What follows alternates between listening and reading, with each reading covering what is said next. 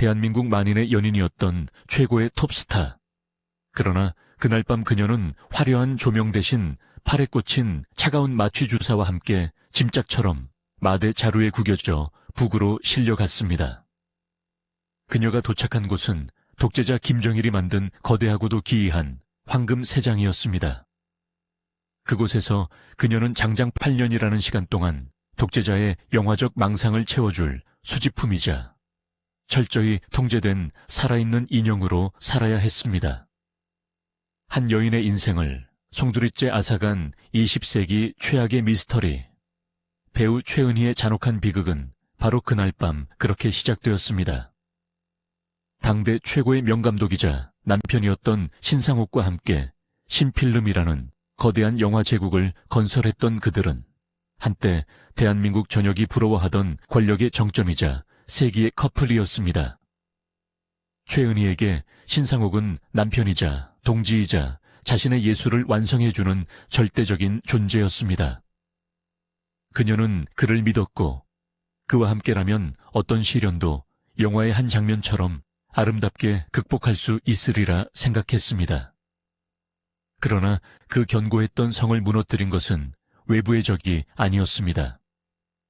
그것은 내부에서 싹튼 균열, 바로 사랑이라 포장된 잔인한 배신이었습니다. 신상옥 감독의 눈에 새로운 뮤즈가 들어왔던 것입니다. 오수미. 젊고 도발적이며 이국적인 매력을 뿜어내는 신인 배우였습니다. 그녀는 최은희가 가진 고전적이고 단아한 아름다움과는 정반대의 에너지를 가지고 있었습니다. 예술가라는 핑계로 새로운 영감을 쫓던 신상옥은 결국 선을 넘고 말았습니다. 두 사람의 분류는 단순한 스캔들을 넘어 아이까지 낳는 관계로 발전했고 보수적이었던 당시 한국 사회에서 이는 핵폭탄과도 같은 충격이었습니다. 평생을 바쳐 내조하고 함께 제국을 건설했던 최은희에게 이 사건은 단순한 이혼 사유가 아니었습니다. 그것은 자신의 존재 가치에 대한 사형 선고나 다름없었습니다. 사람들은 수군 걸렸습니다. 늙은 조강지처가 젊은 여배우에게 밀려났다고, 이제 최은희의 시대는 끝났다고. 그 잔인한 시선들은 비수가 되어 최은희의 심장을 난도질했습니다. 결국 1976년 두 사람은 이혼 도장을 찍었습니다. 영화계의 황제와 황후가 갈라선 것입니다. 이혼은 최은희에게 모든 것을 앗아갔습니다. 가정은 파탄났고 신필름마저 공중분해되었습니다. 화려했던 제국의 안주인은 하루아침에 빚더미에 앉은 이혼녀가 되었습니다. 남편도 잃고 돈도 잃고 명예마저 실추된 50대의 여배우. 그녀를 감싸고 있던 화려한 조명이 꺼지자 남은 것은 칠흑 같은 외로움과 경제적 궁핍뿐이었습니다. 하지만 더욱 끔찍한 것은 어둠 속의 포식자들이 그녀가 내뿜는 그 짙은 절망의 냄새를 기가 막히게 맡았다는 사실입니다. 북한 공작원들은 그녀가 가장 목말라 하는 것이 무엇인지 정확히 알고 있었습니다. 돈? 물론 필요했습니다. 하지만 그보다 더 절실한 것은 배우로서의 자존심 회복이었습니다. 당신은 아직 끝나지 않았다. 당신은 여전히 최고의 스타다라는 인정이 필요했던 것입니다. 1977년 가을, 홍콩에서 날아온 한 통의 편지는 바로 그 아킬레스건을 건드렸습니다. 자신을 홍콩의 유력한 여사 왕표의 이사라고 소개한 한 세련된 여성이 최은희에게 접근했습니다. 초해 선생님, 홍콩에 오셔서 저희와 합작 영화를 논의해 주십시오. 안양에게도 거액을 기부하고 싶습니다. 그 제안은 최은희에게 거절하기에는 너무나 달콤한 독이 있습니다. 주변의 만류와 본능적인 불안감도 있었지만 벼랑 끝에 선 그녀에게는 선택지가 많지 않았습니다. 결국 그녀는 스스로를 다독이며 제 발로 호랑이 굴을 향해 걸어 들어갔습니다. 1978년 1월 11일 최은희를 태운 비행기가 홍콩 카이탁 공항에 착륙했습니다. 공항에는 왕표가 마중을 나와 있었습니다. 그녀는 최은희를 깍듯이 모셨습니다. 최고급 스위트룸을 배정해주고 매 끼니 화려한 만찬을 대접했습니다. 며칠 동안 왕표는 최은희와 쇼핑을 하고 관광을 하며 마치 친자매처럼 살갑게 굴었습니다. 최은희의 경계심은 봄눈 녹듯 사라졌습니다. 오랜만에 느껴보는 환대와 인정에 그녀는 잠시나마 외로움을 잊을 수 있었습니다. 운명의 날인 1월 14일, 왕표는 평소보다 조금 더 들뜬 목소리로 최은희에게 제안했습니다. 선생님, 오늘 저녁에 아주 중요한 투자자를 만나러 가야 해요. 그분은 세간의 이목을 꺼리셔서 조용한 곳에서 뵙기를 원하십니다. 리펄스 베이 쪽으로 드라이브 겸 가시죠. 리펄스 베이는 홍콩의 부들이 모여 사는 고급 주택가였기에 최은희는 의심하지 않았습니다. 차는 화려한 도심을 벗어나 어두운 해안 도로를 달렸습니다. 창밖의 풍경이 점차 낯설어질 즈음, 차는 한적한 해변에 멈춰 섰습니다. 왕표는 잠시 산책을 하며 그녀를 차 밖으로 이끌었습니다. 겨울바다 바람이 매서웠습니다. 주변에는 인적이라고는 찾아볼 수 없었고 오직 파도 소리만이 거칠게 울려 퍼졌습니다. 왕표는 해변 저편 어둠 속에 희미하게 흔들리는 불빛을 가리켰습니다. 저기 작은 보트 보이시죠? 저걸 타고 조금만 나가면 투자자의 요트가 정박해 있습니다. 최은희는 주춤했습니다. 칠흑 같은 바다 위에 떠있는 초라한 쪽배. 왠지 모를 공포가 엄습했습니다. 본능이 위험 신호를 보내고 있었습니다. 이 밤에 배를 타요? 너무 위험하지 않을까요? 그냥 내일 낮에 뵙죠. 그녀가 뒷걸음질 치려던 순간 왕표의 태도가 미묘하게 변했습니다. 다정했던 미소는 사라지고 그녀의 눈빛에는 서늘한 냉기가 감돌았습니다. 여기까지 와서 돌아가시게요. 그분이 기다리십니다. 금방이면 돼요. 왕표의 손에 떠밀리듯 그리고 어둠 속에서 불쑥 나타난 건장한 남자들의 위압적인 시선에 눌려 최은희는 보트에 발을 올렸습니다. 그것이 자유세상에서의 마지막 발걸음이 될 줄은 꿈에도 모른 채 보트가 모래톱을 벗어나 바다 한가운데로 나아가자마자 상황은 급변했습니다. 엔진 소리가 거칠어지더니 배에 타고 있던 남자들이 본색을 드러냈습니다. 한 남자가 거친 손길로 최은희의 어깨를 낚아챘습니다. 뭐 하는 짓이에요? 놔요. 최은희가 비명을 질렀지만 그 소리는 파도 소리에 묻혀 허공으로 흩어졌습니다. 저항할 틈도 없이 강력한 힘이 그녀를 제압했습니다. 공포에 질린 그녀의 눈에 들어온 것은 남자의 손에 들린 주사기였습니다. 날카로운 바늘이 얇은 코트 위로 그녀의 팔뚝을 뚫고 들어왔습니다. 찌릿한 통증과 함께 차가운 액체가 혈관을 타고 퍼져나갔습니다. 살려주세요. 누구 없어요. 그녀의 목소리는 점점 잦아들었습니다. 시야가 급격히 흐려졌습니다. 눈앞에 보이던 홍콩의 불빛들이 물에 번진 잉크처럼 뭉개지기 시작했습니다. 몸에 힘이 빠지면서 바닥으로 허물어졌습니다. 몽롱해지는 의식 속에서 그녀는 남자들이 자신을 짐짝처럼 다루는 것을 느꼈습니다. 거칠고 냄새나는 천, 아마도 마대자루였을 그 무언가가 머리부터 발끝까지 덮어 씌워졌습니다. 숨이 막혀왔지만 손가락 하나 까딱할 힘이 없었습니다. 그녀의 의식은 깊은 수렁 속으로 빨려 들어갔습니다. 마지막으로 느낀 것은 보트의 차가운 바닥 진동과 자신을 싣고 어디론가 빠르게 질주하는 배의 엔진 소리뿐이었습니다. 대한민국을 대표하던 여배우 최은희는 그렇게 홍콩의 밤바다 위에서 증발해버렸습니다. 그녀를 기다리고 있는 것은 따뜻한 집도 화려한 제기도 아니었습니다. 지도상에서 가장 폐쇄적이고 가장 예측할 수 없는 곳, 북한으로의 강제 이송이 시작된 것입니다. 의식의 수면 위로 떠오르는 것은 지독한 두통과 메스꺼움이었습니다. 마치 둔기로 머리를 얻어맞은 듯 윙윙거리는 이명 속에서 최은희는 힘겹게 눈꺼풀을 들어 올렸습니다. 눈앞에 펼쳐진 광경은 홍콩의 화려한 호텔 스위트룸도 리펄스 베이의 낭만적인 밤바다도 아니었습니다.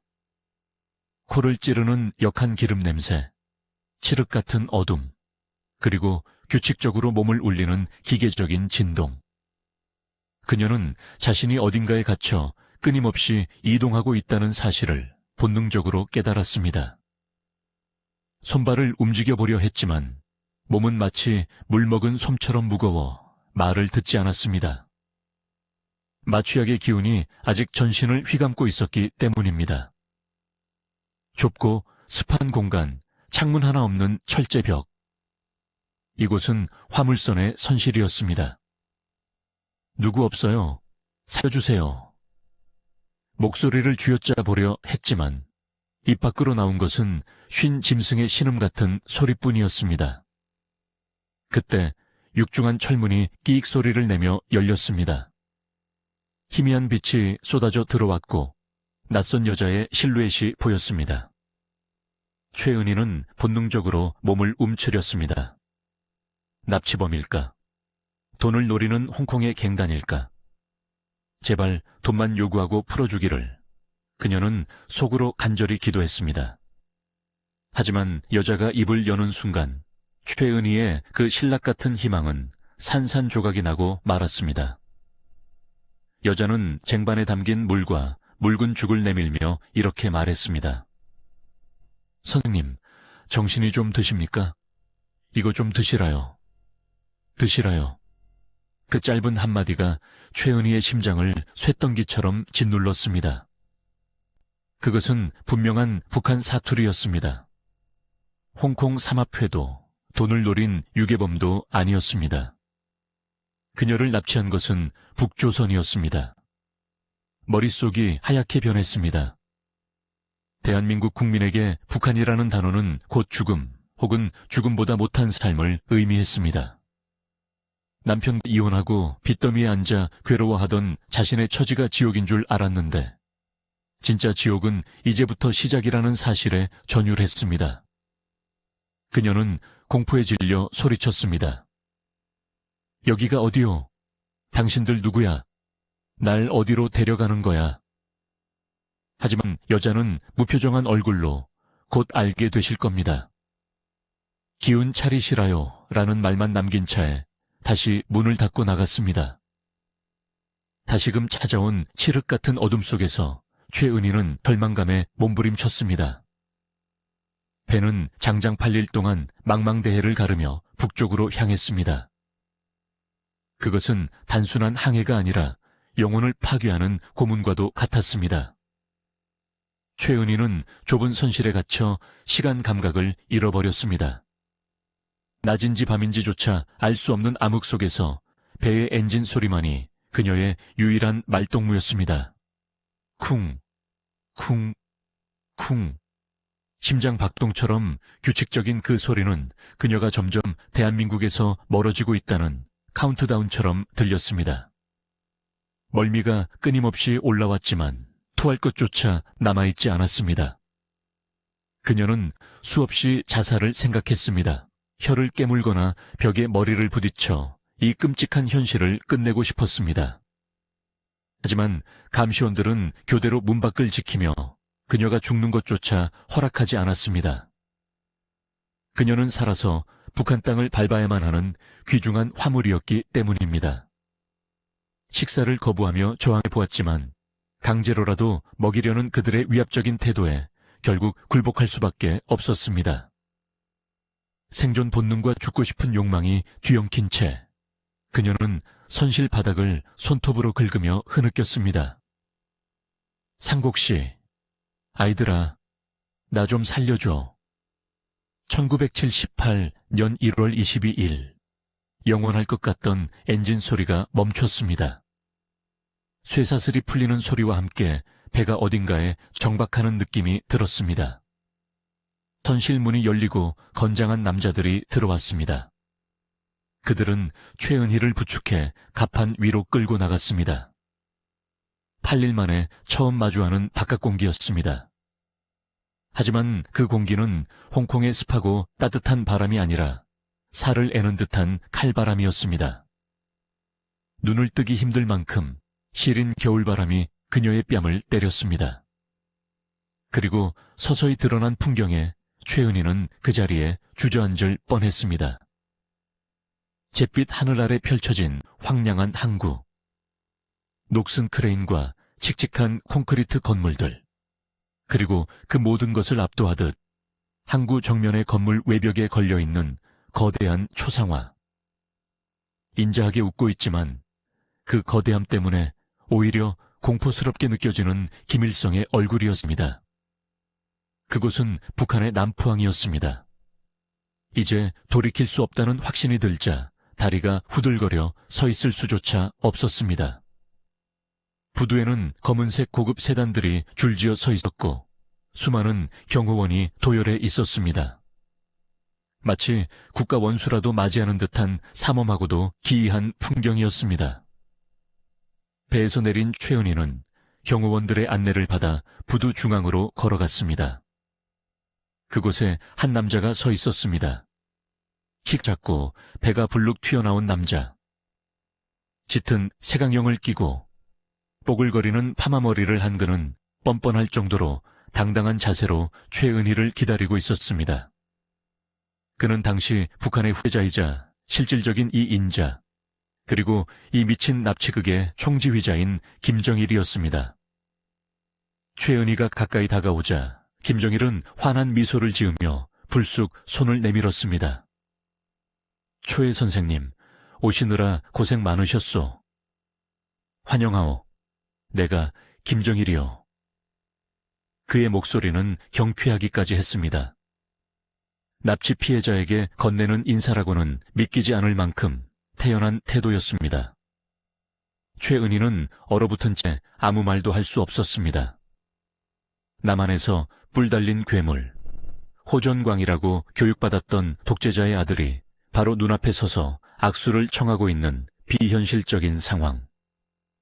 그녀의 손은 공포로 떨리고 있었습니다.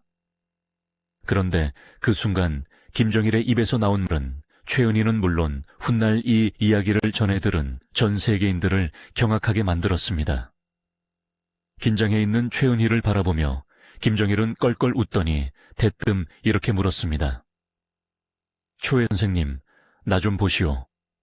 어떻소? 내 키가 작아서 똥자루 같지 않소? 순간 정적이 흘렀습니다.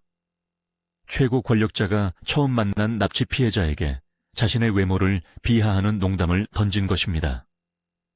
이것은 단순한 농담이 아니었습니다.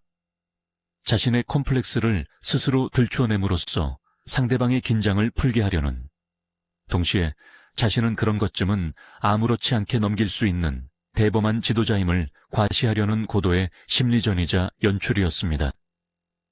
그는 최은희가 자신을 두려워하기보다는 인간적인 호감을 느끼기를, 혹은 적어도 대화가 통하는 상대라고 착각하기를 바랐던 것입니다.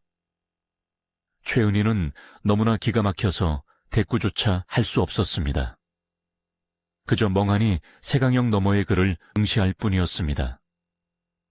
이 남자는 제정신이 아니다. 보통의 상식으로는 이해할 수 없는 인물이라는 직감이 그녀의 뇌리를 스쳤습니다. 자, 날도 추운데 얼른 가십시다. 김정일은 최은희를 벤츠 리무진 뒷좌석에 태웠습니다.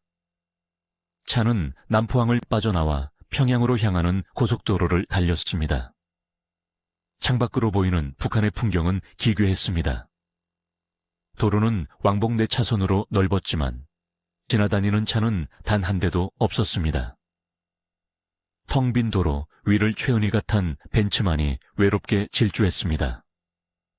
길게 보이는 마을들은 사람의 온기가 느껴지지 않았고 들판은 겨울이라 더욱 황량했습니다. 간혹 보이는 사람들은 무채색 옷을 입고 무표정한 얼굴로 어딘가를 향해 걷고 있을 뿐이었습니다. 활기 넘치던 서울의 거리, 화려했던 홍콩의 야경과는 너무나 대조적인 죽은 도시의 풍경.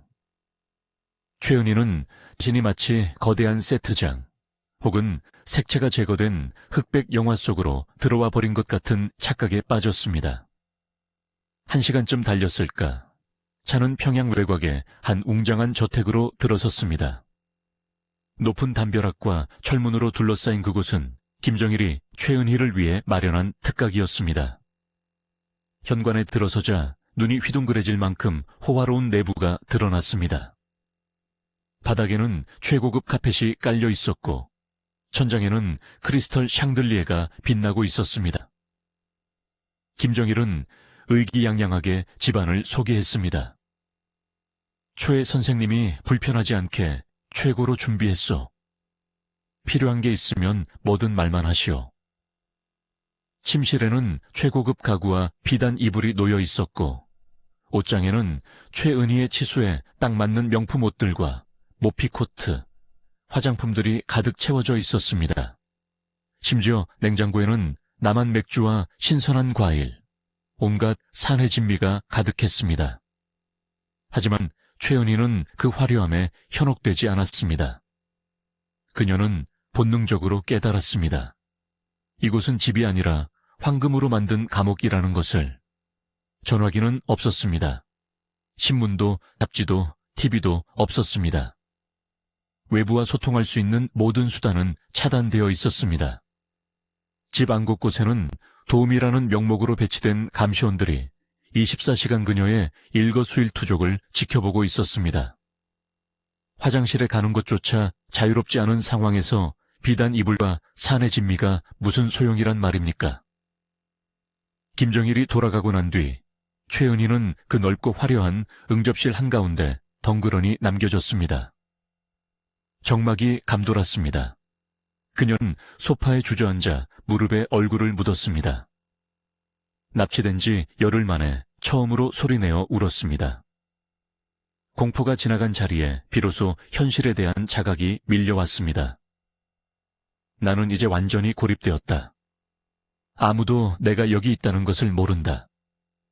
나는 김정일이라는 독재자의 수집품이 되어 이 황금 감옥에서 평생 썩어가야 할지도 모른다. 북한에서의 첫날 밤, 최은희는 뜬 눈으로 밤을 지새웠습니다. 창밖에는 무장한 군인이 보초를 서고 있었고 멀리서 들려오는 늑대 울음소리 같은 바람소리만이 그녀의 곁을 지켰습니다. 그녀가 누릴 수 있는 유일한 자유는 과거의 추억을 회상하며 고통스러워하는 것뿐이었습니다. 하지만 김정일의 광기 어린 집착은 여기서 끝이 아니었습니다. 그는 최은희라는 여배우를 손에 넣었지만 아직 만족하지 못했습니다. 영화는 배우 혼자 만드는 것이 아니라는 것을 이 영화광 독재자는 누구보다 잘 알고 있었습니다. 그의 시선은 이제 홍콩에 남아있는 또 다른 목표물을 향해 움직이고 있었습니다. 최은희를 완벽하게 통제하고 자신의 영화적 야망을 실현시켜줄 유일한 존재. 바로 그녀의 전 남편이자 영화적 동반자 신상옥 감독이었습니다. 최은희가 평양의 호화 별장에서 눈물로 밤을 지새우고 있을 때 운명의 수레바퀴는 잔인하게도 신상옥을 향해 굴러가고 있었습니다. 1978년의 봄, 평양의 특각에 갇힌 최은희가 절망의 늪에서 허우적대고 있을 때 남쪽의 대한민국은 온갖 추측과 루머로 들끓고 있었습니다. 당대 최고의 스타가 해외에서 흔적도 없이 증발해버린 전대미문의 사건. 신문들은 연일 자극적인 헤드라인을 쏟아냈습니다. 최은희, 비톡촉 피해 홍콩으로 야반도주, 젊은 남자와 사랑의 도피, 심지어 자발적 월북설까지 등장했습니다. 대중들은 그녀가 안양해고의 재정난과 이혼의 아픔을 견디지 못해 스스로 잠적했다고 믿는 분위기였습니다. 한때 국민 배우로 추앙받던 그녀의 명예는 실종과 동시에 바닥으로 떨어져 내렸습니다. 하지만 이 모든 소문을 듣고 주먹을 꽉 쥔 단 한 사람이 있었습니다. 바로 그녀의 전 남편 신상옥 감독이었습니다. 비록 젊은 여배우 오수미에게 마음을 뺏겨 이혼을 요구했고 그로 인해 최은희를 벼랑 끝으로 내몰았던 장본인이었지만 그는 누구보다 최은희라는 사람을 잘 알고 있었습니다. 은희는 그럴 여자가 아니야. 아이들을 끔찍하게 생각하는 그 사람이 아무 말도 없이 심지어 짐도 챙기지 않고 사라질 리가 없어. 이건 사고다. 아니면 납치다. 신상옥의 직감은 확신에 가까웠습니다. 그리고 그 확신의 밑바닥에는 지울 수 없는 죄책감이 깔려 있었습니다. 그녀가 홍콩으로 떠나게 된 원인이 결국 자신이 안겨준 배신감과 경제적 궁핍 때문이라는 사실을 뼈저리게 느끼고 있었기 때문입니다. 신상옥은 가만히 있을 수 없었습니다. 그는 자신이 운영하던 영화사 일도 내팽개치고 홍콩행 비행기에 올랐습니다. 주변에서는 위험하다고 말렸습니다. 중앙정보부조차 홍콩의 치안이 불안하다며 경고했습니다. 하지만 신상옥에게는 최은희를 찾아야 한다는 의무감 혹은 속죄하고 싶은 본능이 이성적인 판단을 압도했습니다. 홍콩 도착한 그는 사설 탐정처럼 최은희의 행적을 뒤쫓기 시작했습니다. 그녀가 묵었던 호텔을 찾아가고 그녀를 만났다는 사람들을 수소문했습니다. 그리고 결정적인 단서를 발견했습니다. 호텔방에 그대로 남아있는 그녀의 짐가방이었습니다. 속옷, 화장품, 아이들에게 줄 선물까지 모든 것이 그대로였습니다. 자발적으로 도망친 사람이 짐을 놔두고 갈 리가 없었습니다. 이건 납치다. 북한 놈들 짓이다. 신상옥은 확신했습니다. 그는 홍콩 경찰과 한국 영사관을 찾아가 끈질기게 수사를 요구했습니다. 그러나 수사는 지지부진했고 시간은 속절없이 흘렀습니다. 신상옥은 밤마다 홍콩의 뒷골목을 헤매며 술로 괴로움을 달랬습니다.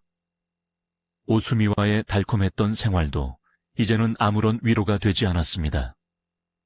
잃어버리고 나서야 빈자리의 크기를 깨닫는 어리석은 인간의 전형처럼 그는 사라진 전체 흔적을 쫓으며 오열했습니다. 하지만 그가 간과한 것이 있었습니다. 사냥꾼이 덫을 놓고 기다릴 때 그 덫 주위를 맴도는 것은 가장 어리석은 짓이라는 사실을 말입니다. 김정일의 공작조는 최은희를 납치한 후 철수하지 않고 홍콩에 잠복해 있었습니다. 그들이 노리는 진짜 대어, 바로 신상옥이 제 발로 걸어 들어오기를 기다리면서요.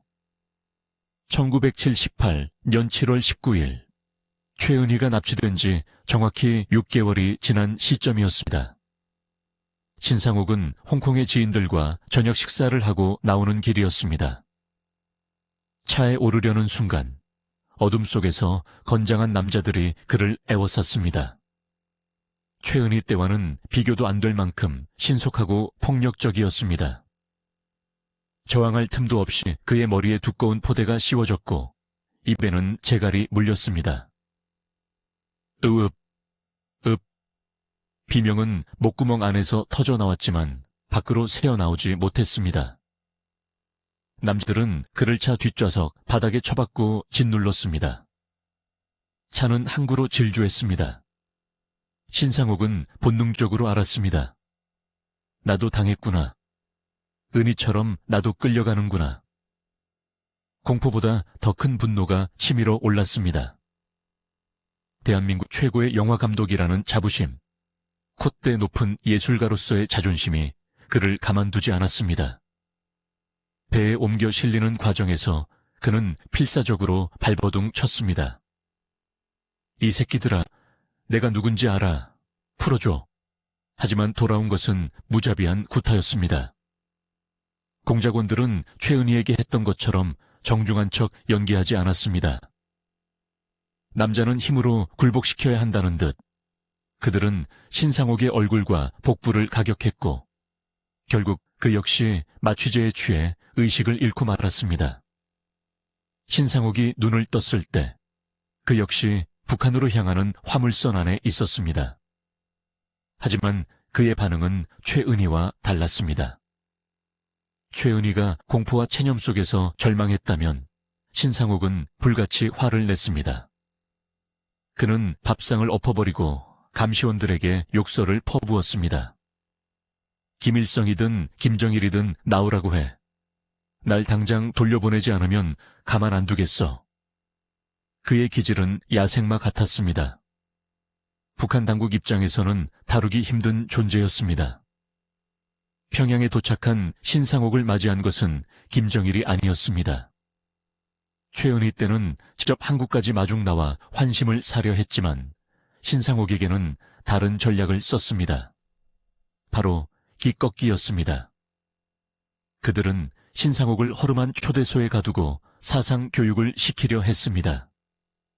김일성 주체 사상을 주입하고 남한 체제를 비판하도록 강요했습니다. 하지만 신상옥은 호락호락하지 않았습니다. 그는 김일성 동상에 절하라는 요구를 거부했고 틈만 나면 탈출할 기회를 엿보았습니다. 그리고 그는 실제로 탈출을 시도했습니다. 1979년 감시가 소홀한 틈을 타 초대소를 빠져나온 신상옥은 무작정 북쪽으로 달렸습니다. 지도를 본 적도 없고 지리도 몰랐지만 본능적으로 국경을 넘어야 한다고 생각했습니다. 영하의 추위 속에 눈 덮인 산을 넘고 얼어붙은 강을 건넜습니다. 며칠 동안 굶주림과 추위와 싸우며 도망쳤지만 결국 그는 화물 열차에 몰래 탔다가 발각되고 말았습니다. 탈출 시도의 대가는 참혹했습니다. 그는 더 이상 초대소의 손님이 아니었습니다. 그는 정치범으로 분류되어 악명 높은 6호 교화소로 끌려갔습니다. 그곳은 인간이 살 수 있는 곳이 아니었습니다.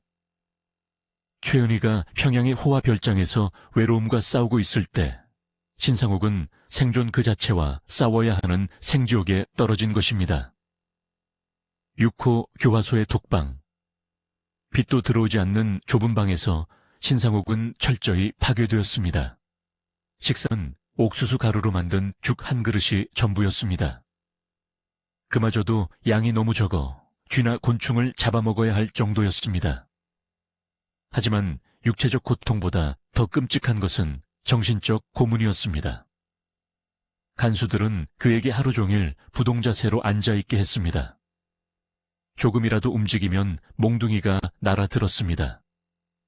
매일같이 나는 자본주의의 개였습니다 라고 자아 비판을 해야 했고 김일성 교시를 토시 하나 틀리지 않고 외워야 했습니다. 내 이름은 이제 신상옥이 아니다. 나는 번호다. 나는 벌레다.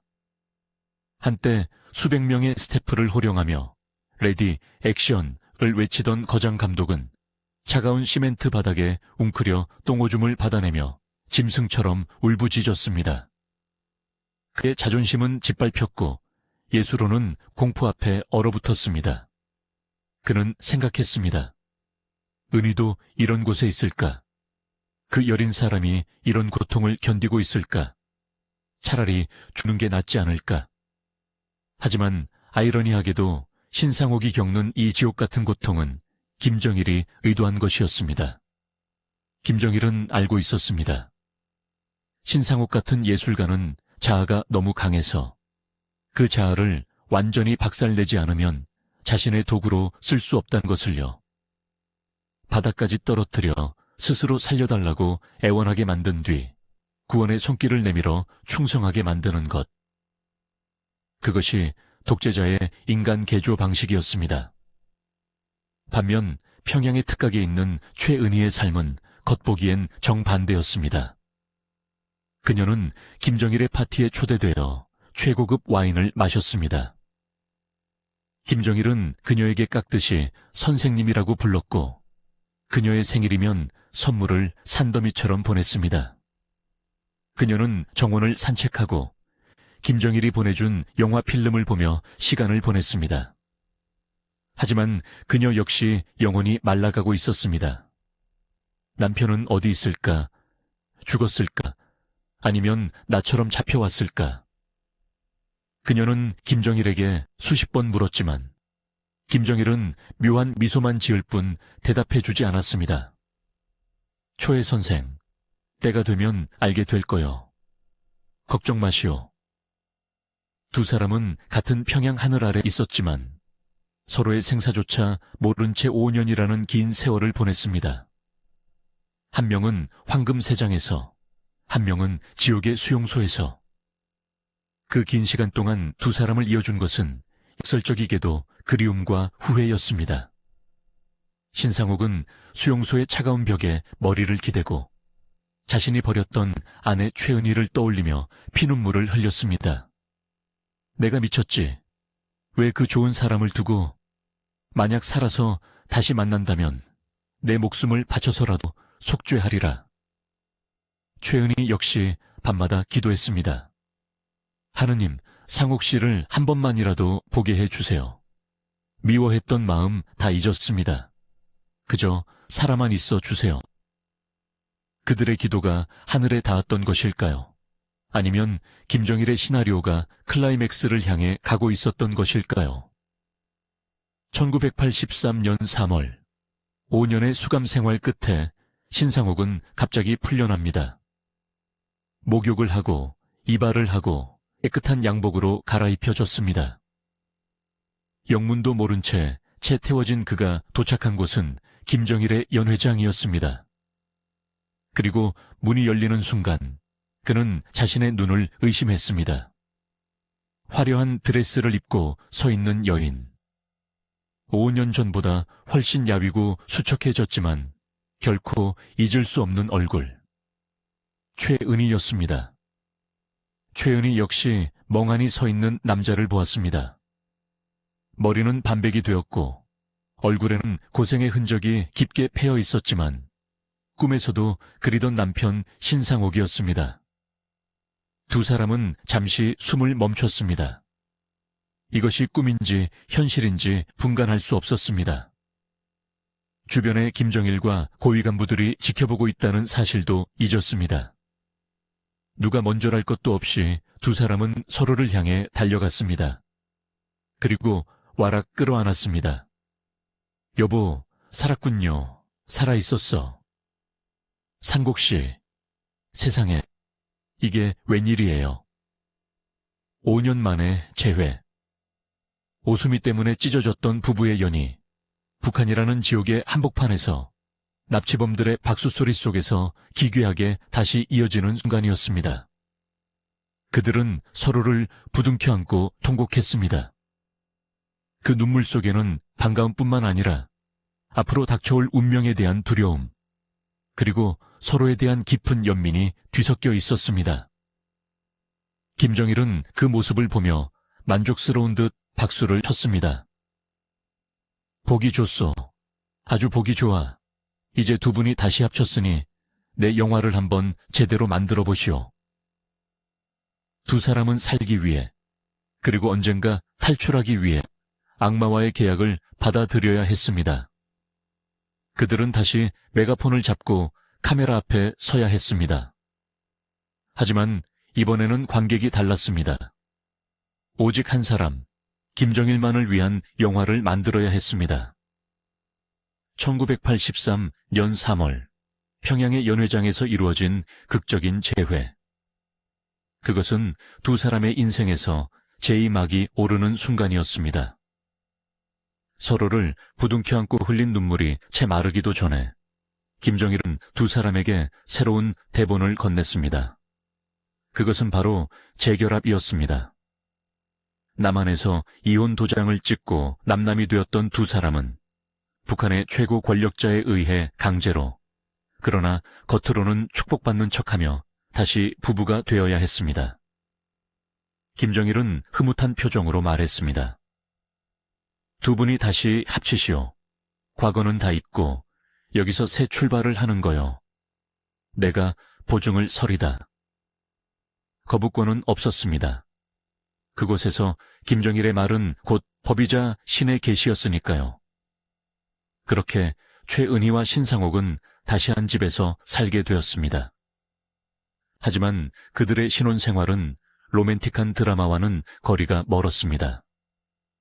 그것은 생존을 위한 처절한 동맹이었습니다. 첫날 밤 두 사람은 침실에 앉아 서로의 얼굴을 하염없이 바라보았습니다.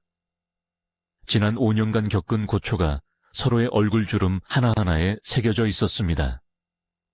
신상옥은 최은희의 거친 손을 잡고 속삭였습니다. 미안하오. 나 때문에 내가 당신을 여기까지 끌고 온 죄인이오. 최은희는 고개를 저었습니다. 오수미에 대한 원망, 배신감, 그 모든 감정의 찌꺼기들은 수용소와 납치라는 거대한 비극 앞에서 하얗게 증발해 버렸습니다. 지금 그들에게 중요한 것은 과거의 치정이 아니라 미래의 생존이었습니다. 그들은 그날 밤 이불 속에서 숨죽여 맹세했습니다. 살아서 나가자. 반드시 살아서 이 지옥을 탈출하자. 김정일은 약속대로 파격적인 지원을 퍼부었습니다. 그는 평양에 200만 평 규모의 신필름 영화 촬영소를 지어주었습니다.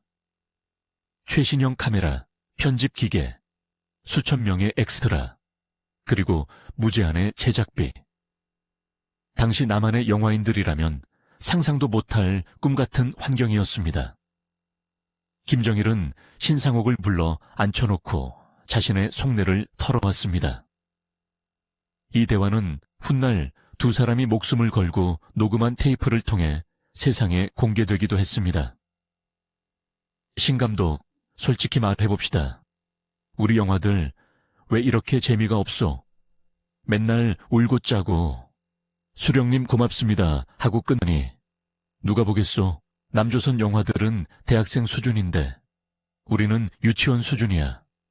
당신이 이걸 좀 뜯어 고쳐주시오. 서방 영화제에 내놔도 부끄럽지 않을 진짜 영화를 만들어주시오. 독재자의 입에서 나온 자기 비판. 그것은 충격적이었습니다. 김정일은 북한 체제의 선전 도구로서의 영화가 한계에 부딪혔음을 알고 있었고 그것을 타개하기 위해 남한 최고의 감독을 납치해왔다는 것을 스스로 시인한 셈이었습니다. 신상옥은 이 기회를 놓치지 않았습니다. 그는 김정일의 문화적 열등감을 정확히 파고들었습니다. 지도자 동지, 제가 해보겠습니다. 북한 영화를 세계 최고로 만들어 보이겠습니다. 신상옥은 철저하게 김정일의 남자를 연기하기 시작했습니다. 6호 교화소에서 반항하던 독불 장군은 사라지고 예술적 야망에 불타는 충신만이 남은 것처럼 행동했습니다. 그때부터 광란의 질주가 시작되었습니다. 신상옥과 최은은 마치 기계처럼 영화를 찍어냈습니다. 2년 남짓한 기간 동안 무려 17편의 영화를 제작했습니다. 돌아오지 않는 밀사, 사랑 사랑 내 사랑, 그리고 그 유명한 괴수 영화까지. 신상옥의 연출력은 녹슬지 않았습니다. 아니, 극한의 상황이 그의 예술적 광기를 깨운 듯 했습니다. 특히 영화 사랑 사랑 내 사랑은 북한 사회를 발칵 뒤집어 놓았습니다.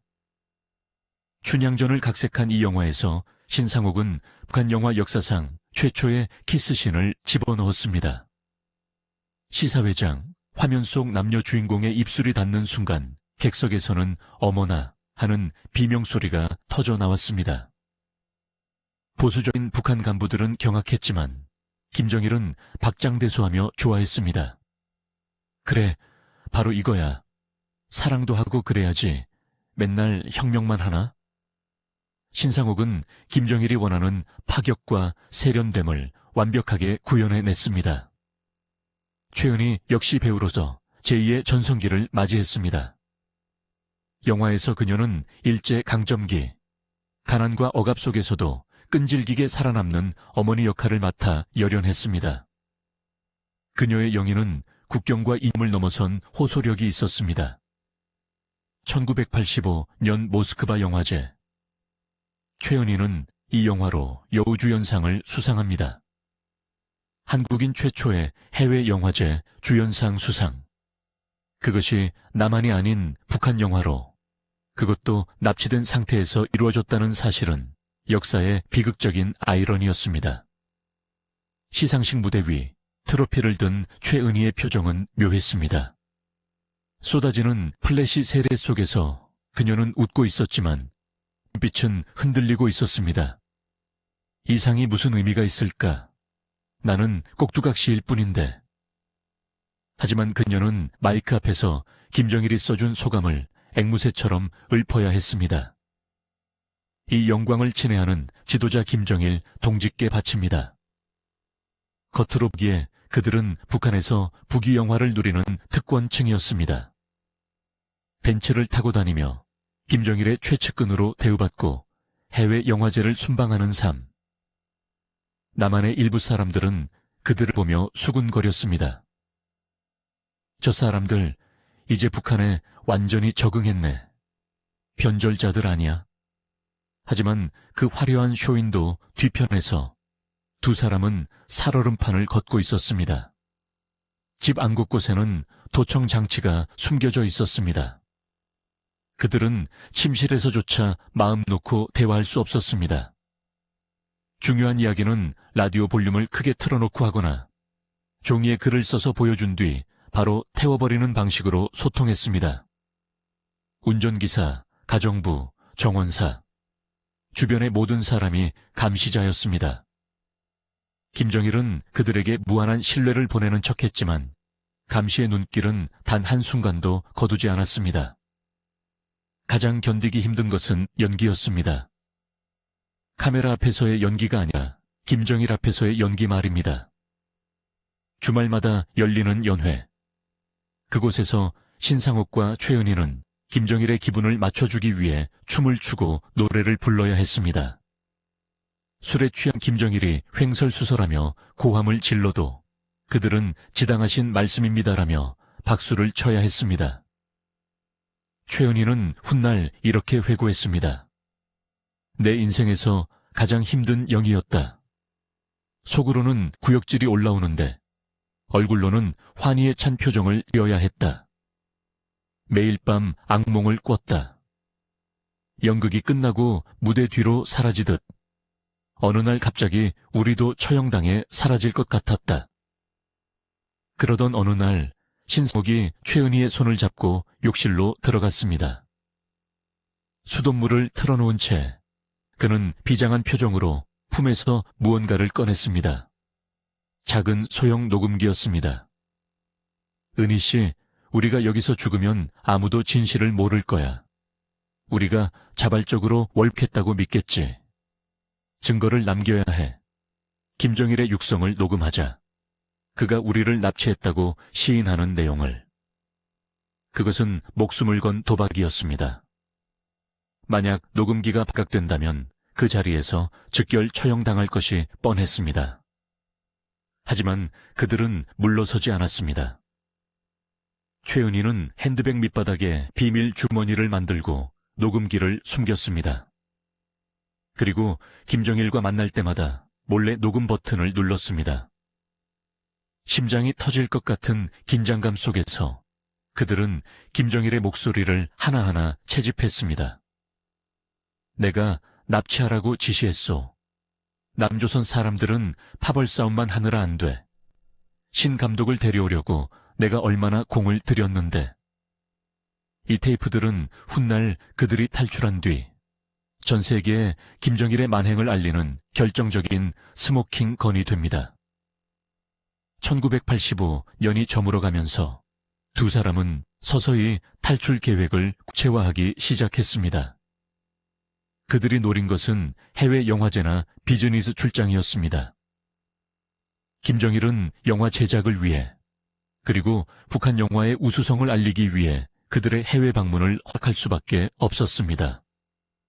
물론 철통 같은 감시가 따랐습니다. 수십 명의 경호원이 그들을 그림자처럼 따라다녔고 여권을 뺏어서 보관했습니다. 첫 번째 기회는 헝가리 부다페스트에서 찾아왔습니다. 하지만 감시가 너무 삼엄해 실패했습니다. 두 번째는 프랑스 파리였습니다. 거기서도 틈을 찾지 못했습니다. 실패가 거듭될수록 초조함은 극에 달했습니다. 김정일은 점점 의심의 눈초리를 내고 있었습니다. 왜 자꾸 외국에 나가려 하오? 평양에 할 일이 산더미 같은데. 신상옥은 기지를 발휘했습니다. 지도자 동지이라는 대작을 준비 중입니다. 이건 스케일이 커서 오스트리아빈에서 투자를 받고 현지 촬영을 해야 합니다. 이게 성공하면 헐리우드도 우리 발밑에 무릎 꿇을 겁니다. 헐리우드 정복.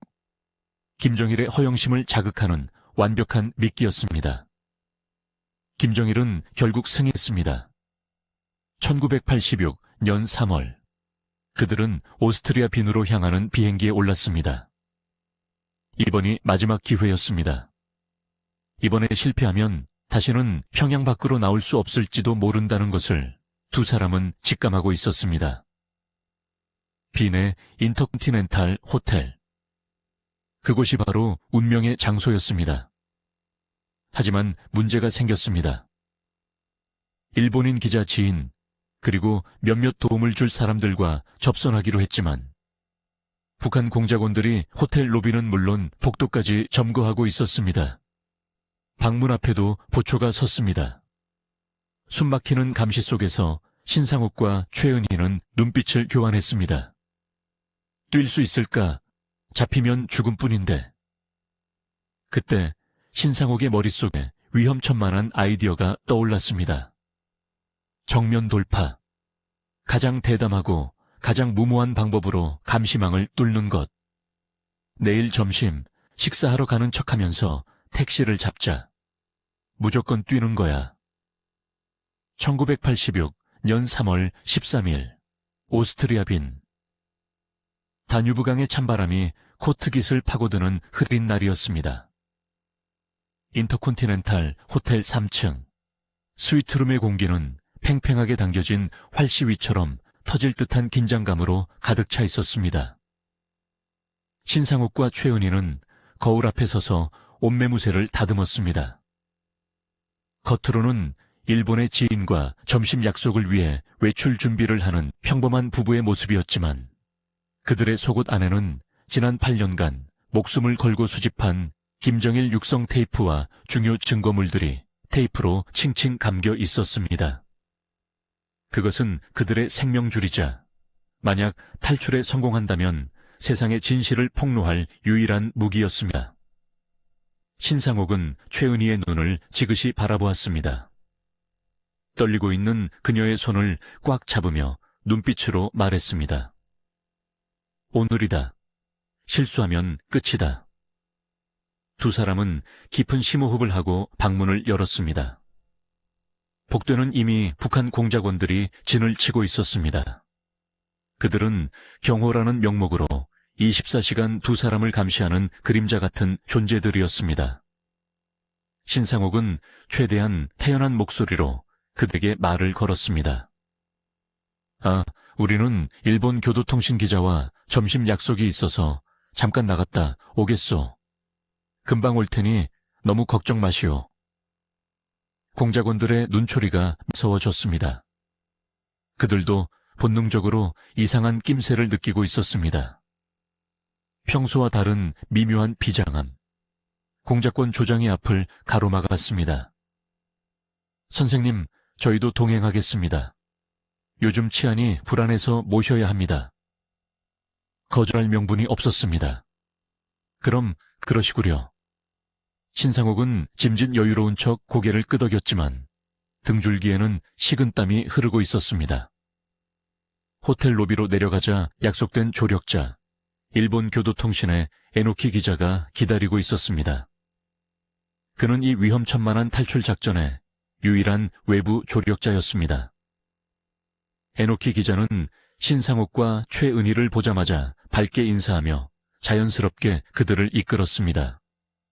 감독님, 예약해둔 식당이 근처에 있습니다.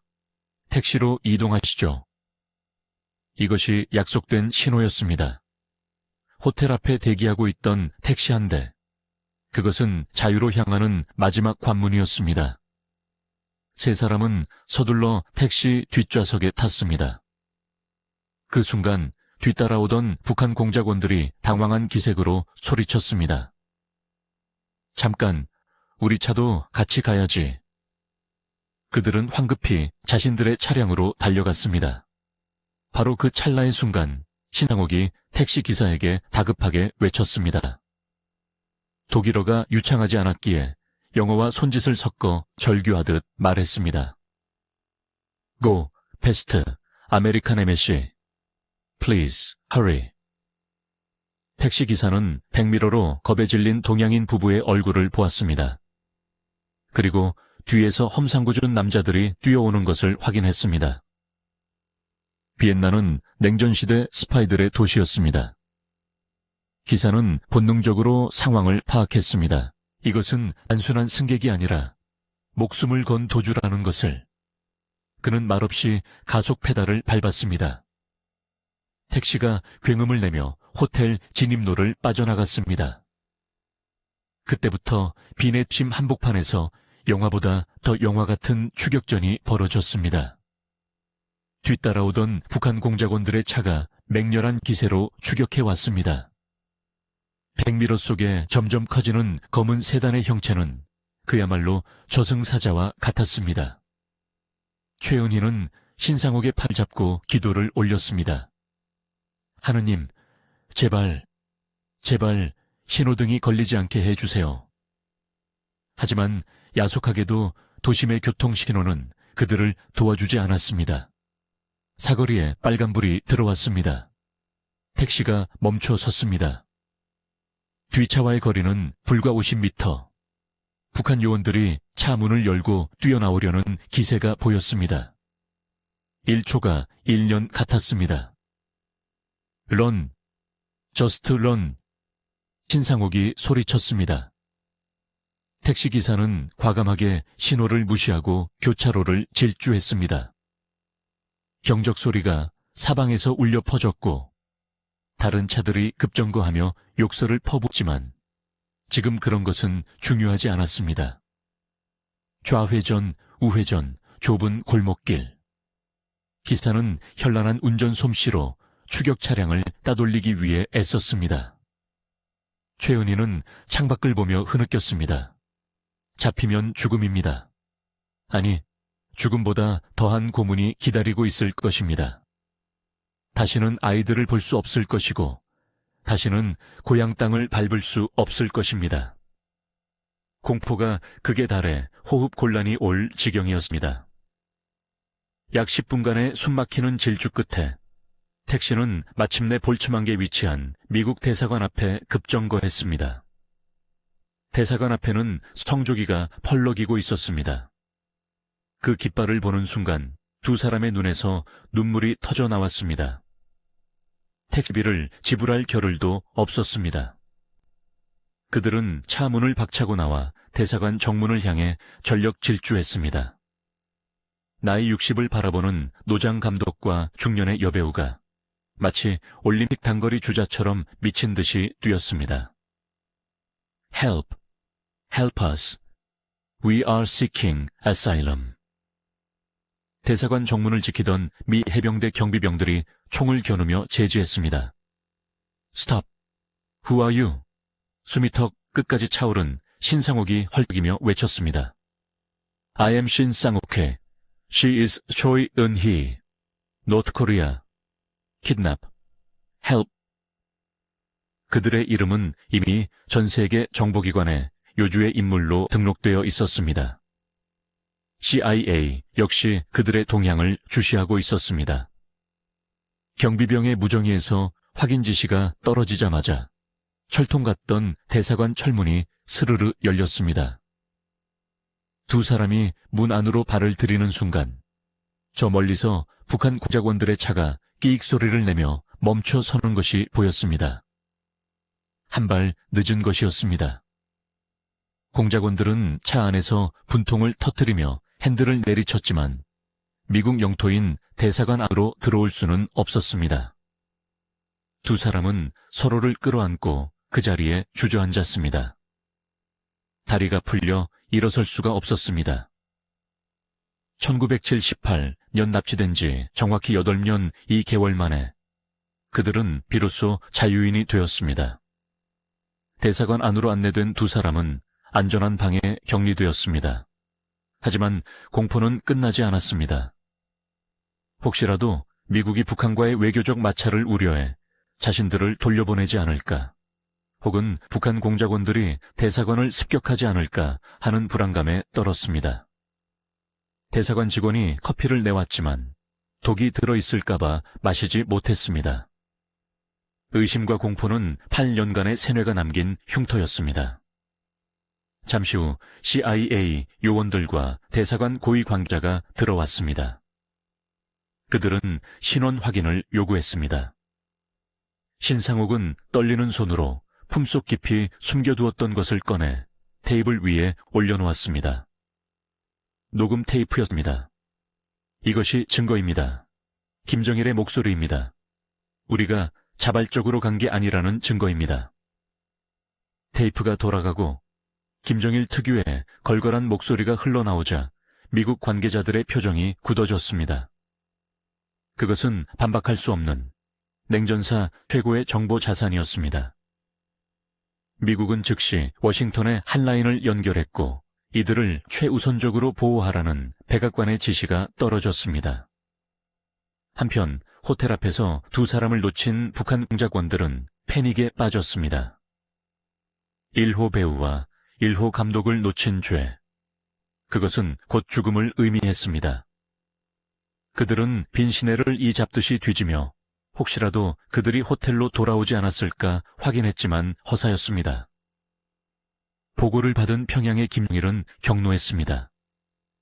집무실의 집기들을 집어던지며 고함을 질렀습니다. 배은망덕한 것들. 내가 얼마나 잘해줬는데. 당장 잡아와. 못 잡으면 너희들도 돌아올 생각 마라. 그는 자신이 가장 아끼던 장난감을 도둑맞은 어린아이처럼 분노했지만 이미 새는 둥지를 떠난 뒤였습니다. 김정일의 영화 제국 꿈은 그날 비내 오후와 함께 산산조각이 났습니다. 미국 대사관 안에서 며칠을 보낸 뒤 두 사람은 미군 수송기를 타고 극비리에 미국으로 이송되었습니다. 워싱턴 덜레스 공항에 도착했을 때 그들을 기다리고 있던 것은 수십 명의 기자들이었습니다. 플래시가 번개처럼 터졌습니다. 선글라스를 끼고 수척해진 모습으로 나타난 신상옥과 최은희. 마이크 앞에 선 신상옥은 떨리는 목소리로 첫 마디를 내뱉었습니다. 우리는 인간이 살 수 없는 지옥에서 탈출했습니다. 우리는 김정일의 노예였습니다. 이 기자회견은 전 세계로 타전되었습니다. 납치설을 부인하고 자진 월북이라 주장했던 북한 정권은 국제적인 망신을 당했고 그동안 빚 때문에 도망갔다며 두 사람을 의심했던 남한의 여론도 순식간에 뒤집혔습니다.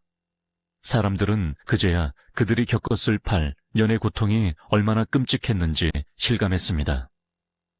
마대 자루 납치, 수용소 생활, 강제영화 제작, 그리고 목숨을 건 탈출. 그것은 20세기 어떤 영화보다 더 드라마틱한 실화였습니다. 하지만 빛이 있으면 그림자도 있는 법입니다. 두 사람의 화려한 탈출과 생환 소식이 전해지던 바로 그 시각, 지구 반대편 서울에서는 또 다른 한 여인이 비극적인 운명을 맞이하고 있었습니다. 바로 신상옥의 연인이었던 오수미였습니다. 신상옥이 납치된 후 홀로 남겨졌던 그녀. 연인은 북한으로 사라졌고 본처였던 최은희와 함께 돌아왔다는 소식은 그녀에게 사형 선고나 다름없었습니다. 세상은 환호했지만 그녀는 철저히 버려졌습니다. 그 사람들은 영웅이 되어 돌아왔는데 나는 무엇인가? 나는 그저 파괴된 가정의 원인 제공자, 잊혀진 불륜여일 뿐인가? 오수미의 삶은 급격히 무너져 내리기 시작했습니다. 마약, 고독, 그리고 의문의 추락. 최은희가 지옥에서 살아 돌아와 불사조가 되었다면 오수미는 그 불길에 타버린 재가 되어가고 있었습니다. 1986년 3월의 그날, 빈에서의 10분간의 질주는 세 사람의 운명을 완전히 갈라놓았습니다. 두 사람은 자유를 얻었지만 한 사람은 영원한 어둠 속으로 밀려났습니다. 그리고 북한에 남겨진 것은 분노한 독재자와 주인을 잃은 거대한 영화 촬영소뿐이었습니다. 하지만 이야기는 여기서 끝나지 않습니다. 미국에 도착한 최은희와 신상옥에게는 또 다른 시련이 기다리고 있었습니다. CIA의 혹독한 신문, 북한 암살조의 끊임없는 위협, 그리고 고국으로 바로 돌아가지 못하고 타국을 떠돌아야 했던 망명 생활. 지옥문 열고 나왔지만 아직 집으로 가는 길은 멀고도 험했습니다. 1986년 5월, 미국 버지니아주의 한적한 숲속에 위치한 안전가옥. 그곳은 침묵조차 감시당하는 듯한 무거운 공기로 가득 차 있었습니다. 신상옥과 최은희는 자유를 찾아 탈출했지만 그들이 마주한 첫 번째 세상은 또 다른 형태의 격리였습니다. 미국 중앙정보국은 이 귀중한 망명객들을 세상에 내놓기 전에 그들이 가진 모든 정보를 짜내야 했습니다. 매일 아침 정장을 입은 요원들이 찾아와 수십, 수백 가지의 질문을 쏟아냈습니다. 김정일의 성격은 어떠한가? 평양의 권력 구조는 어떻게 돌아가는가? 그가 즐겨 먹는 음식부터 그가 만나는 여자들까지. 두 사람은 8년의 악몽을 포기하며 진술해야 했습니다. 그것은 상처가 채 아물기도 전에 딱지를 억지로 떼어내는 고통과도 같았습니다. 최은희는 진술 도중 몇 번이고 과호흡을 일으키며 쓰러졌습니다. 기억하고 싶지 않은 공포의 순간들을 다시 끄집어내는 일은 북한에서의 생활만큼이나 괴로운 고문이었습니다. 하지만 이 고통스러운 과정 속에서 그들을 지켜준 것은 바로 그들이 목숨 걸고 가져온 녹음 테이프였습니다. CIA 분석관들은 헤드셋을 끼고 김정일의 육성을 들으며 경악을 금치 못했습니다. 신 감독, 내가 솔직히 말해서 우리 영화는 우물 안개구리요. 독재자가 자신의 약점을 시인하고 나만의 영화인 납치했음을 인정하는 그 생생한 목소리는 냉전시대 최고의 정보 자산이었습니다. 이 테이프가 공개되자 북한은 발칵 뒤집혔습니다. 평양방송은 연일 두 사람을 미 제국주의의 앞잡이, 인간 쓰레기, 공금 횡령범이라며 원색적인 비난을 퍼부었습니다. 그들이 자발적으로 월북했다고 선전했던 지난 8년의 주장이 거짓말이었음이 전 세계에 드러났기 때문입니다. 북한의 암살 위협은 실제했습니다. 미 정보당국은 첩보를 입수했습니다. 북한이 최정예 요원들을 파견해 두 사람을 제거하려 한다는 것이었습니다. 이 때문에 신상옥과 최은희의 미국 생활은 투명 인간의 삶이어야 했습니다. 그들은 워싱턴 DC 인근의 레스턴이라는 도시에 정착했습니다. 이름도 바꿨습니다. 신상옥은 글로버, 최은희는 상이라는 가명을 썼습니다. 외출할 때는 항상 선글라스와 모자를 썼고 집 주변에는 FBI 요원들이 24시간 잠복 근무를 섰습니다. 우체부가 다가와도 옆집 개가 짖어도 그들은 소스라치게 놀랐습니다. 최은희는 밤마다 악몽을 꾸었습니다. 꿈속에서 김정일이 나타나 최 선생, 어디 갔소? 내 영화 찍어야지 라며 쫓아오는 꿈이었습니다. 비명과 함께 잠에서 깨어나면 옆에는 늙고 지친 신상옥이 땀에 젖은 채 앉아있곤 했습니다. 그들은 자유의 땅에 있었지만 영혼은 여전히 평양의 감옥에 갇혀있는 셈이었습니다. 그러나 신상옥은 뼛속까지 영화인이었습니다. 이 지독한 트라우마를 극복하는 유일한 방법은 다시 카메라를 잡는 것뿐이었습니다. 그는 사이먼 신이라는 이름으로 할리우드 문을 두드렸습니다. 영어가 서툴렀지만 그의 열정은 통했습니다. 그는 디즈니와 손잡고 아이들용 무술 영화 닌자 키드를 제작했습니다. 이 영화가 미국 전역에서 흥행 대박을 터뜨리자 사람들은 놀라워했습니다. 북한 수용소에서 옥수수죽을 먹으며 연명하던 사람이 불과 몇 년 만에 할리우드 박스오피스를 점령한 것입니다. 그것은 신상옥이라는 인간이 가진 잡초 같은 생명력과 천재성을 증명하는 사건이었습니다. 최은희 역시 남편을 내주하며 조금씩 안정을 되찾아갔습니다. 그녀는 성당에 나가 기도를 하고 틈틈이 회고록을 집필하며 잃어버린 8년의 시간을 정리했습니다. 비록 고향인 한국으로 바로 돌아갈 수는 없었지만 두 사람은 미국이라는 낯선 땅에서 서로를 의지하며 제3의 인생을 만들어가고 있었습니다. 하지만 빛이 강할수록 그림자는 짙어지는 법입니다. 태평양 건너 서울, 그곳에는 두 사람의 화려한 부활 뒤편에서 철저하게 무너져가는 한 여자가 있었습니다. 오수미였습니다. 신상옥과 최은희의 탈출 뉴스가 전 세계를 강타했을 때 오수미는 서울의 작은 아파트에서 TV 화면을 멍하니 바라보고 있었습니다.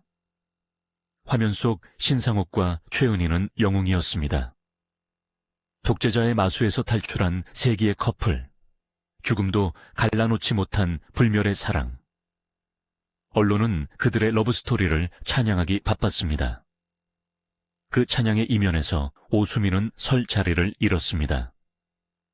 그녀는 대중들에게 가정을 파탄낸 요부이자 이제는 버림받은 내연녀로 전락했습니다. 신상옥이 북한으로 납치되었을 때만 해도 그녀는 실종된 감독을 기다리는 비련의 여인으로 동정을 받았습니다. 홀로 신상옥의 아이들을 키우며 꿋꿋하게 기다렸으니까요. 하지만 신상옥이 최은희와 함께 살아서 돌아왔다는 사실은 그녀에게 사형 선고나 다름없었습니다. 신상옥은 최은희와 재결합했습니다. 북한에서의 8년, 그 생사를 넘나드는 시간은 두 사람을 그 어떤 부부보다 단단하게 묶어놓았습니다. 그 견고한 성벽 틈에 오수미가 끼어들 자리는 없었습니다. 오수미는 철저히 고립되었습니다. 영화계는 그녀를 외면했습니다.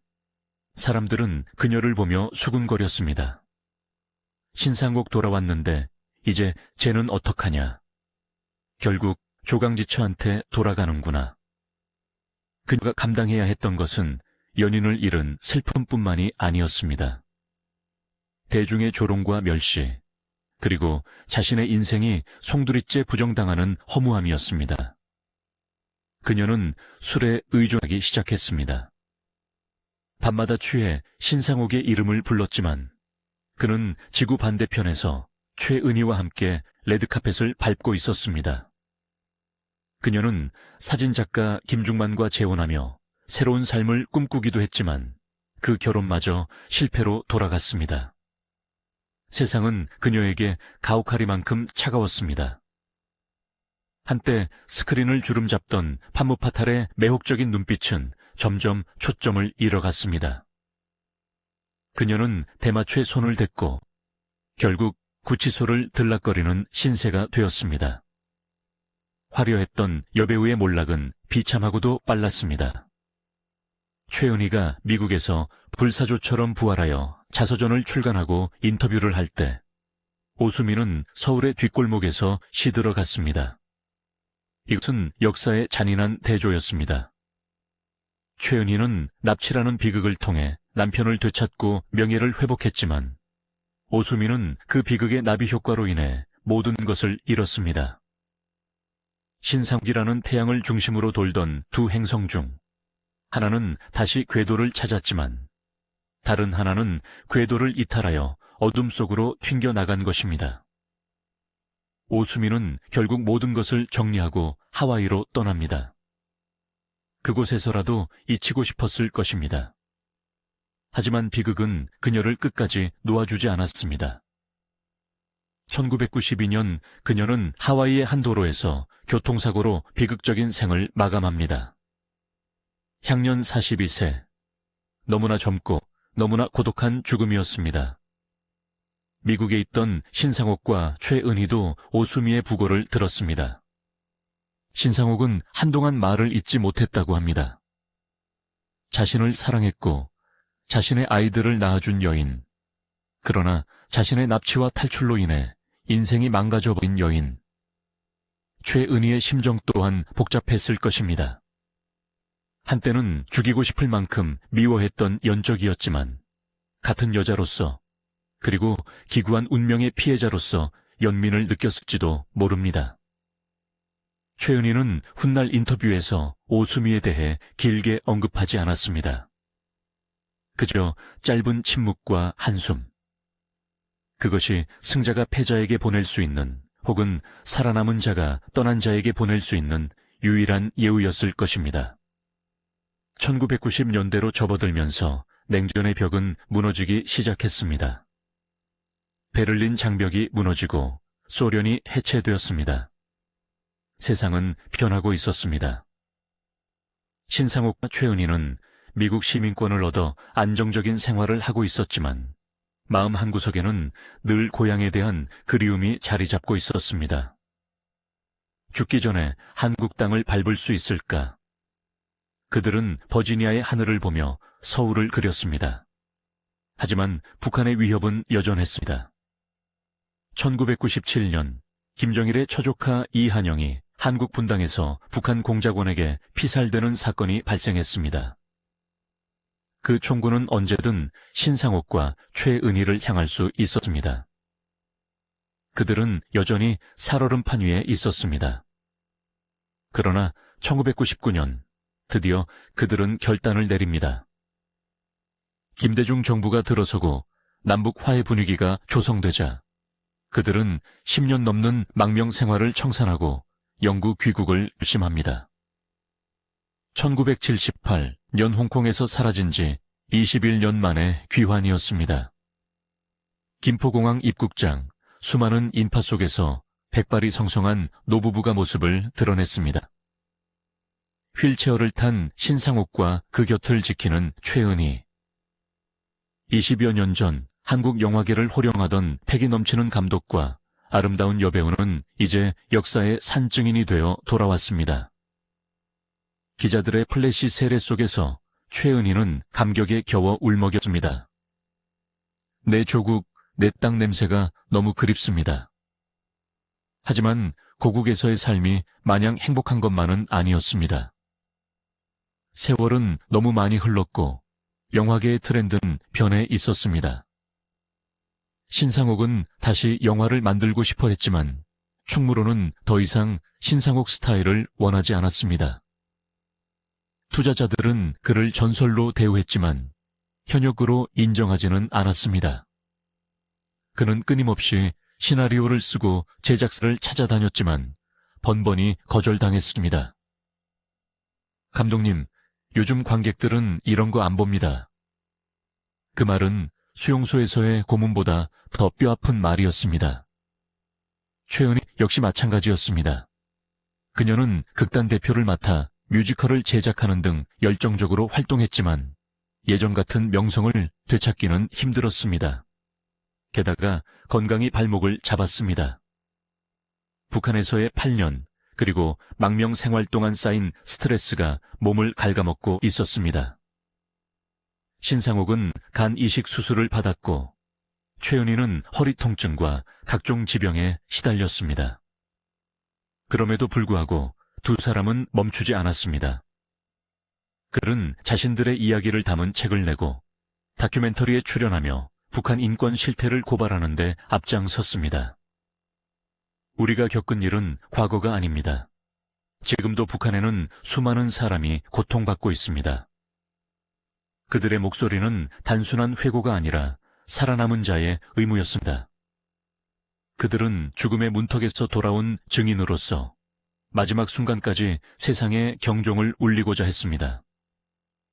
2006년 4월 한국 영화계의 거목 신상옥 감독이 눈을 감았습니다. 향년 80세. 그는 마지막 순간까지 영화를 생각했습니다. 병상에서도 시나리오를 손에서 놓지 않았다고 합니다. 그의 장례식장은 영화인들로 인산인해를 이루었습니다. 영정 사진 속에서 그는 특유의 자신만만한 미소를 짓고 있었습니다. 그리고 그 곁을 검은 상복을 입은 최은희가 지키고 있었습니다. 1950년대의 화려한 데뷔, 60년대의 전성기, 70년대의 이혼과 납치, 80년대의 탈출과 망명, 그리고 90년대의 귀환까지. 파란만장하다 못해 비현실적이었던 반세기 동안의 동행이 마침내 끝나는 순간이었습니다. 최은희는 남편의 관을 어루만지며 오열했습니다. 여보, 이제 그곳에서는 김정일도 없고 감시도 없고 흥행 걱정도 없이 당신이 찍고 싶은 영화 마음껏 찍으며 쉬세요. 나도 곧 따라갈게. 남편을 떠나보낸 뒤 최은희는 홀로 남았습니다. 안양의 작은 아파트, 화려했던 과거의 영광도, 숨막히던 납치의 기억도 이제는 모두 희미한 예시하기가 되었습니다. 그녀는 일주일에 3번씩 신장투석을 받아야 했습니다.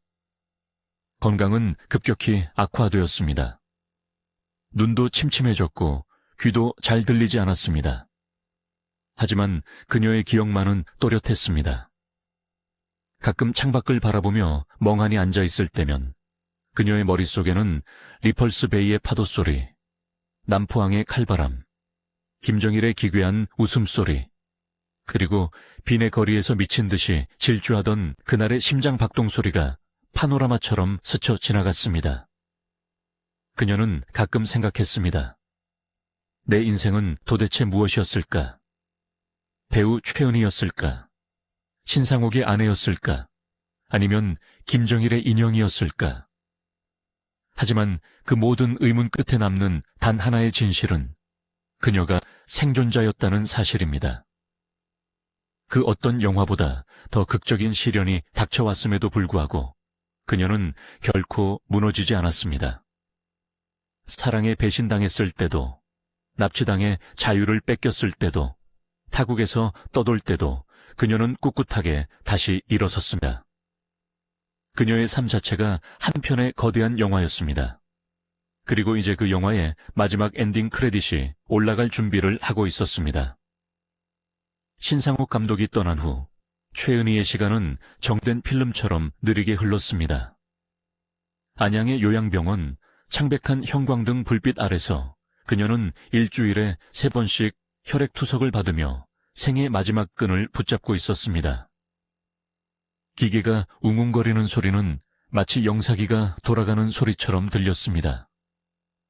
침대에 누워 천장을 바라볼 때면 그녀의 눈앞에는 지나간 90년의 세월이 파노라마처럼 펼쳐졌습니다. 화려했던 음악의 스타, 납치된 인질, 목숨을 건 탈출자, 그리고 이제는 홀로 남겨진 노인. 그녀의 몸은 병마로 시들어갔지만 정신만은 그 어느 때보다 투명했습니다. 그녀는 자신이 겪은 그 모든 일이 정말 현실이었는지 아니면 누군가가 쓴 지독한 시나리오였는지 되묻곤 했습니다. 하지만 팔뚝에 남아있는 수많은 주사바늘, 자국들, 납치될 때 꽂혔던 마취 바늘이든 지금 생명을 연장하기 위해 꽂는 투석 바늘이든 은 그녀가 온몸으로 견뎌낸 고통의 역사를 증명하고 있었습니다. 2011년 12월 TV 뉴스 속보가 병실의 정적을 깼습니다. 북한 김정일 국방위원장 사망. 화면 속에서 검은 인민복을 입은 아나운서가 울먹이며 독재자의 죽음을 알리고 있었습니다. 최은희는 휠체어에 앉아 그 뉴스를 멍하니 바라보았습니다. 자신을 납치하고 감금하고 찬양하게 만들었던 그 남자. 자신의 인생을 송두리째 흔들어 놓았던 그 광기 어린 영화관이 마침내 사라진 것입니다. 기분이 어땠을까요? 환희? 허무? 아니면 연민? 그녀는 훗날 인터뷰에서 담담하게 말했습니다. 그 사람도 결국 인간이었군요. 나를 그렇게 괴롭히더니 저승에 가서라도 자신의 죄를 뉘우치길 바랍니다. 그녀는 김정일보다 7년을 더 살았습니다. 그것은 총칼 없는 전쟁에서의 소리 없는 승리였습니다. 독재자는 권좌에서 죽었지만 배우는 끝까지 살아남아 그 독재자의 만행을 증언했습니다. 그것이 바로 최은희가 보여준 예술가의 복수였습니다. 2016년 그녀의 삶은 다시 한번 전 세계의 주목을 받았습니다. 다큐멘터리 영화 연인과 독재자가 개봉한 것입니다.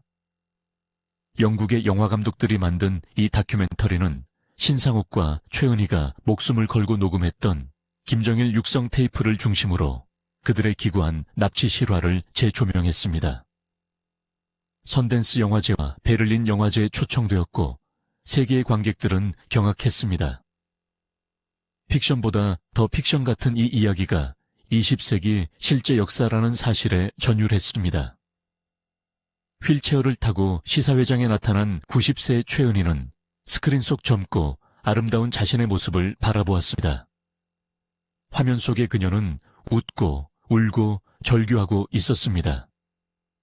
그리고 스피커를 통해 흘러나오는 죽은 남편 신상옥의 목소리, 그리고 죽은 독재자 김정일의 목소리. 과거의 유령들이 극장 안을 가득 채웠습니다. 영화가 끝나고 불이 켜지자 관객들은 기립박수를 보냈습니다. 그것은 단순히 영화에 대한 찬사가 아니라 그 모진 세월을 견뎌낸 한 위대한 생존자에 대한 경의였습니다. 최은희는 떨리는 손을 들어 답례했습니다.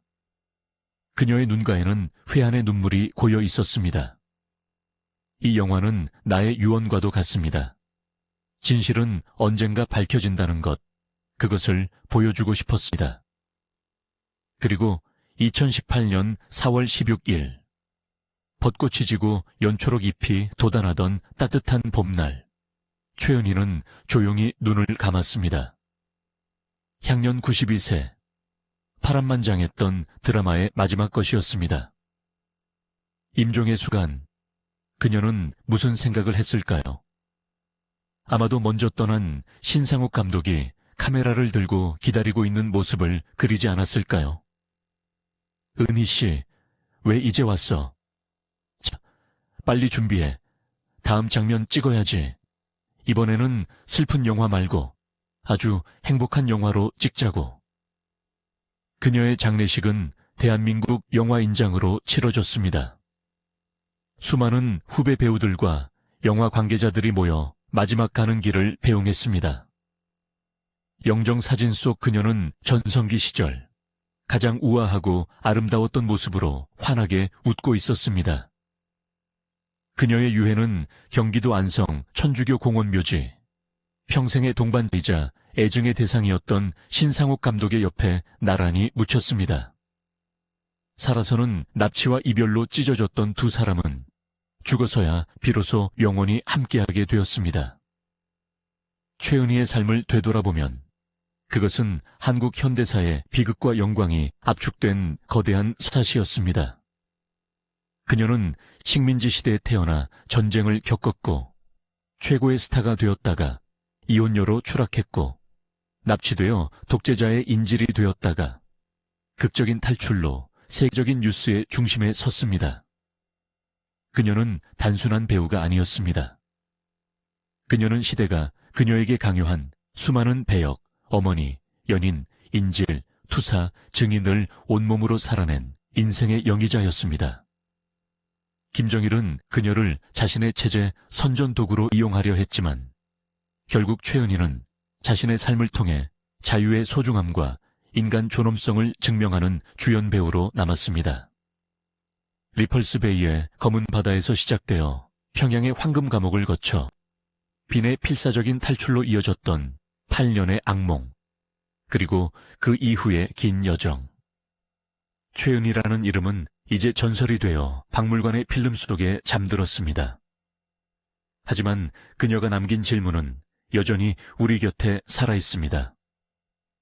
당신의 인생은 누구의 것입니까? 누군가 당신의 삶을 납치하려 할 때 당신은 그 시나리오를 찢어버리고 자신의 의지대로 엔딩을 쓸 용기가 있습니까? 어둠이 내린 묘지, 두 개의 비석 위로 달빛이 쏟아집니다. 바람이 불 때마다 묘지 주변의 나무들이 흔들리며 사각거리는 소리를 냅니다.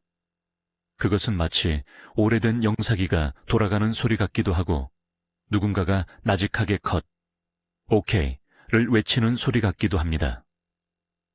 스크린의 불은 꺼졌지만 최은희가 남긴 그 치열했던 삶의 울림은 끝나지 않는 영화처럼 우리 가슴 속에서 영원히 상영될 것입니다. 이것으로 세기를 가로지른 여배우 최은희의 대서사시를 마칩니다.